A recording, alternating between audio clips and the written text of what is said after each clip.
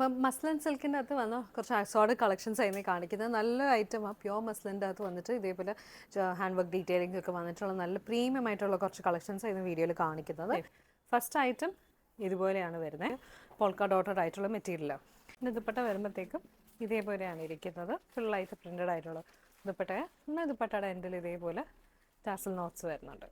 അപ്പം നെക്സ്റ്റ് വന്നിട്ട് ഈ ഒരു നല്ല ബ്യൂട്ടിഫുൾ ആയിട്ടുള്ളൊരു മെറൂൺ ഷെയ്ഡിലാണ് വരുന്നത്. അതും വരുമ്പോഴത്തേക്ക് ഇതേപോലെ ഒരു ഹാഫ് യോക്ക് വന്നിട്ടുള്ളൊരു രീതിയാണ്.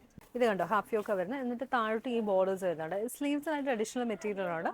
ആ മെറ്റീരിയലിൻ്റെ എൻഡിലായിട്ട് ഇതേപോലെ ആ ഒരു ബോർഡർ വർക്ക് പ്രിൻറ്റഡ് ആയിട്ട് കൊടുക്കുന്നുണ്ട്.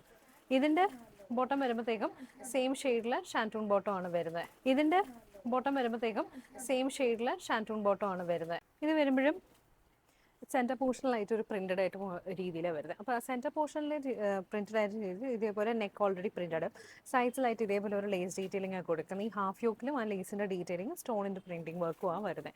അപ്പം ഇതിൻ്റെ അകത്ത് എല്ലാം തന്നെ അഡീഷണൽ ആയിട്ട് സ്ലീവിന് വേറെ മെറ്റീരിയൽ വരുന്നുണ്ട്. ഈ ഒരു വർക്ക് ഇങ്ങനെ താഴെ പോയിട്ട് താഴെയും ഇതേപോലെ ആ ഒരു ലേസിൻ്റെ ഡീറ്റെയിലിംഗ് ആണ് കൊടുത്തത്.